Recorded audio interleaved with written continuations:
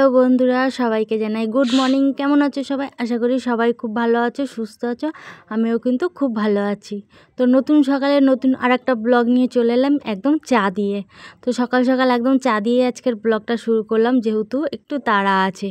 তো দেখতেই পাচ্ছ ব্রাশ কিন্তু এখনও মুখে, মানে ব্রাশ করতে করতেই চাটা করেছি, মানে এতটাই তাড়াহুড়ো। যেহেতু তোমার দাদাভাইও কাজে যাবে আর আমিও কাজে যাব, সেই জন্য খুব তাড়াহুড়ো। তো উঠেছিও প্রায় তোমার ওই 5:45 নাগাদ উঠে পড়েছি। তো উঠে সব আশিপাশি কাজ সেরে জামাকাপড় চেঞ্জ করে দেখো ধুয়ে শুকোও দিয়ে দিয়েছি, দেখেছো বাইরে শুকো দেওয়া। আর তারপরে ব্রাশ করতে করতেই চাটা বসিয়ে দিয়েছি, মানে আর তোমার দাদাভাই আমারও আগে চলে যাবে, তো ওই জন্য তাড়াহুড়ো করে চাটা বসিয়ে দিয়েছি। তো চা করতে করতেই মুখটা গিয়ে ধুয়ে এলাম, আর এসেই দেখো চা খেতে বসে পড়েছি। তো আবার বোনের ছেলেটাও এসেছে, তো ও রয়েছে। তো এই যে তিনজনে মিলে চা খেয়ে নিচ্ছিলাম। তো চা খেয়ে তোমার দাদাভাইও বেরিয়ে যাবে আর আমিও বেরিয়ে যাবো, আর এসে রান্নাবান্না করব। তো যাই হোক, কাজ থেকে ওই 10:30 নাগাদ ফিরে এসেছি। এসে তারপরে দেখো রান্নাবান্নাও বসিয়ে দিয়েছি, যেহেতু আবার কাজে যেতে হবে। তো ওই জন্য এসেই তাড়াতাড়ি করে রান্না বসিয়ে দিয়েছি। তো ওখানে ভাত আর বেগুন সিদ্ধ তো দেখলেই, আর এখানে এই যে লাল শাক ভাজা। আর ছেলেকে বলে গেছিলাম যাওয়ার সময় যে মাছটা ফ্রিজ থেকে বার করে রাখতে, তো এসে দেখি হ্যাঁ ছেলে মাছটাও ফ্রিজ থেকে বার করে রেখে দিয়েছে। তো ঝটপট করে আমি ওই যে লাল শাকটাও কুটে নিয়ে ভাজা বসিয়ে দিয়েছি, আর এখানে বেগুন সিদ্ধ দিয়ে ভাতটাও বসিয়ে দিয়েছি। তো যাই হোক, ঝটপট করে রান্নাটা সারতে হবে, সেরে কিন্তু আবার কাজে যেতে হবে। তো এমনিতে তো তোমার দাদাভাই বলে গেছে আজকে মাছ পাতায় দিতে, তো এটা করতে অনেকটা সময়ের দরকার আছে। তো এই যে ফ্রিজে ইলিশ মাছ আর রুই মাছ দুটোই ছিল। তো ছেলে যেহেতু ইলিশ মাছ খায় না, ওর জন্য 3 পিস রুই মাছ নিয়ে নিচ্ছি, 3-4 পিস। আর হচ্ছে তোমার দাদাভাইও যদি খায় ওই জন্য 3-4 পিসই নিয়ে নিলাম। আর ইলিশ মাছও নিয়ে নিয়েছি ওই 3 পিস মতো। তো তোমার দাদাভাই আর আমি ইলিশ মাছ খাবো, আর ছেলে রুই মাছ খাবে। আর এখানে এই যে মিক্সচারের লঙ্কাটাও আমি বেটে নিয়েছি। ওই যে বললাম যেহেতু তাড়াহুড়ো রয়েছে, তাই সবটাই তাড়াহুড়োর মধ্যেই করতে হচ্ছে। আর এখন যেহেতু পুজোর চাপ জানো তো, তো সুপুরি ছোলারও খুব চাপ রয়েছে, যেহেতু এখন পুরো সিজনটা এখন। তো ওই জন্য সুপুরি ছোলারও প্রচুর চাপ, মানে রান্না খাওয়ারও সময় নেই এরকম।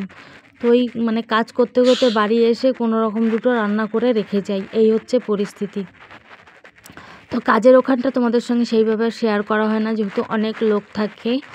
আর কি বলো তো, সবই বউদের কাজ, তো সব বউরা করে, তাই জন্য সব দিন আর শেয়ার করা, তবুও একদিন করে দেবো। তো যাই হোক, এই যে রান্না হচ্ছে এদিকে।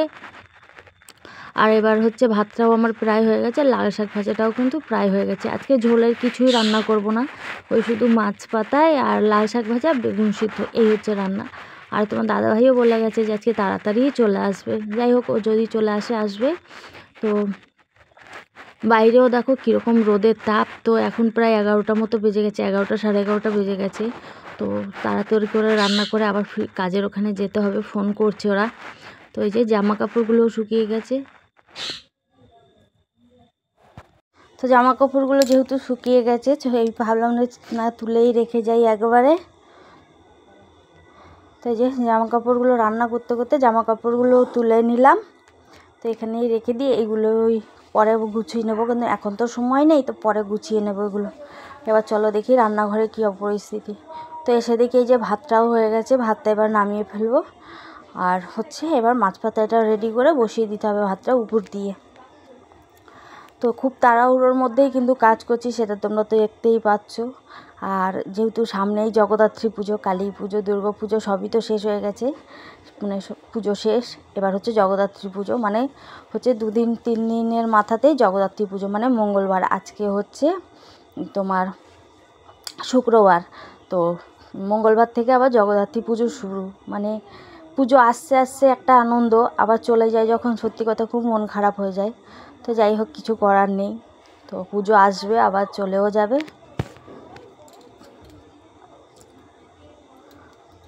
তো চলো, মাছের মশলাগুলো সব তো দিয়ে রেডি করে নিয়েছি। এবার হচ্ছে চলো ভাতটা নামিয়ে নিই, যেহেতু ভাতটা হয়ে গেছে। ভাতটা এবার চলো উপর দিয়ে দিই। আর এই দেখো, এই যে ছেলে সাইকেল নিয়ে বেরোচ্ছে, তো বারণ করছে যে রোদে কোথাও যাস না সাইকেলটা নিয়ে, তাও এই দেখো বেরিয়ে গেল রোদের মধ্যে।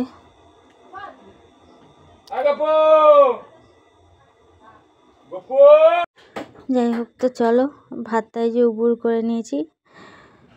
তো ভাতটা উবুর করার সময় তাড়াহুড়োর সময় দেখো স্লিপ কেটেও গেছিলো একবার, জানো তো, মানে এতটাই তাড়াহুড়োর মধ্যে কাজ করছি। যাই হোক ভাতটা উবুর করে দিলাম। এবার চলো মাছটা রেডি করে মাছ পাতাটা বসিয়ে দিই।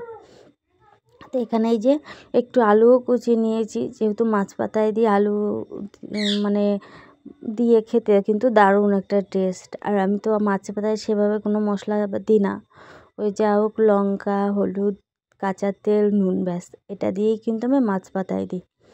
তো খেতে তো দারুণই লাগে, সেটা তোমাদেরকে কি বলবো। তো তোমাদের যদি এরকম মনে হয় খেতে, অবশ্যই একবার ট্রাই করে দেখো যে এরকম আলু কুচিয়ে দিয়ে মাছ পাতায় একদম হালকা মশলা দিয়ে অসাধারণ লাগবে খেতে। চাইলে করে তোমরা খেতেই পারো। তো এই যে মাছটা তো সুন্দর করে মাখা হয়ে গেছে। আর কি বলো তো, কাঁচা তেল দিয়ে তো মাখা হয় মাছটা, তো তেলের ভাগটা একটুখানি বেশি দিও তাহলেই হবে। তো যাই হোক, রেসিপিটা তো দিয়েই দিলাম। এবারে দেখো মাছগুলো কিন্তু আমি এক এক করে সুন্দর করে সাজিয়ে নিচ্ছি। তো এখানে দু রকমেরই মাছ আছে, রুই মাছ, ইলিশ মাছ দুটোই। তো দুটো মাছই এই যে আমি খুব সুন্দর করে সাজিয়ে নিচ্ছি। আর আলুটাও একদম এই যে এক সাইডেই আলুটা দিয়ে দেবো। তো এক সাইডে মাছ দিয়ে দিয়েছি সবটা, আর এক সাইডে দেখো আলুটাও দিয়ে দিয়েছি। তো তোমরা তো দেখতেই পেলে যে আমি কী করে মাছটা রেডি করলাম, সবটাই তোমাদের সঙ্গে শেয়ার করলাম। তো চলো, মাছ পাতাটা তো রেডি করা হয়ে গেছে, এবার এটা বসিয়ে দিয়ে আমার যেটুকুনি আর একটু টুকটাক যেটুকুনি কাজ আছে সেইটুকুনি কমপ্লিট করে নেবো।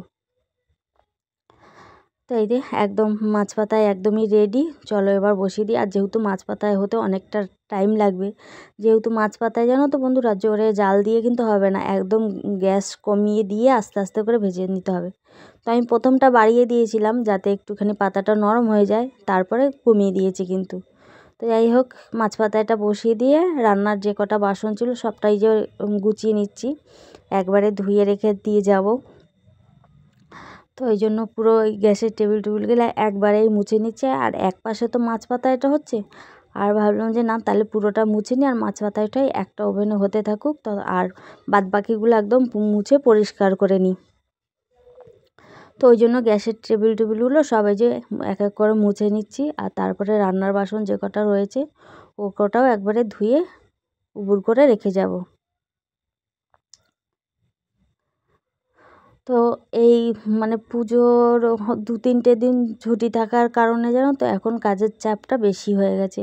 যেহেতু সবাই পুজোয় একটু ঘুরতে গেছে, আনন্দ করেছে, তো 2-3 দিন কাজটা বন্ধ ছিল বলে এখন না কাজের চাপটা অনেকটাই বেশি। তো সেই জন্য আর কি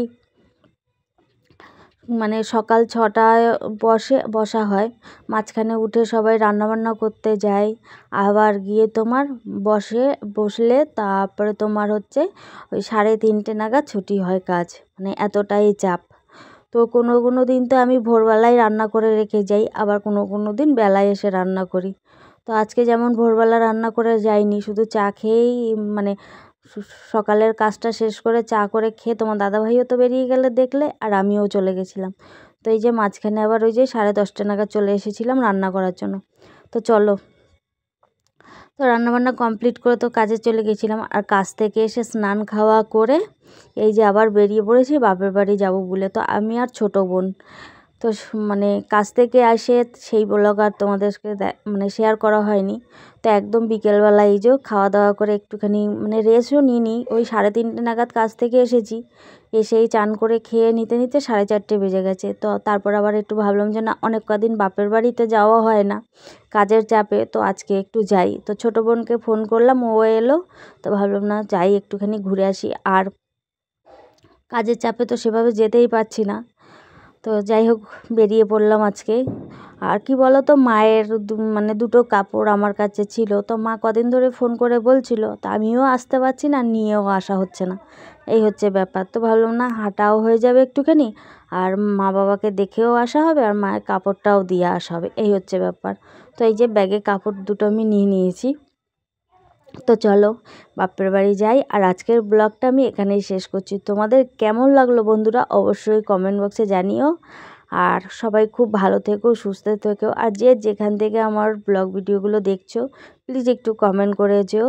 আবার দেখা হবে নতুন কোনো ভিডিওতে, ততক্ষণের জন্য সবাই খুব ভালো থেকো।